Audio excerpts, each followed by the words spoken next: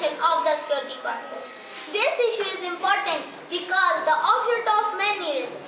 The biggest threat of terrorism to the world is major example. Why not powerful nations allow Afghan, Palestinian, Iraqi and Kashmiri people to decide their fate by themselves instead of imposing on them the ruler the decision of their choice?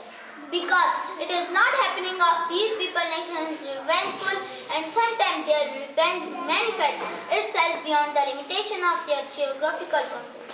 In the freedom is hidden the dream of world peace, economic and political stability.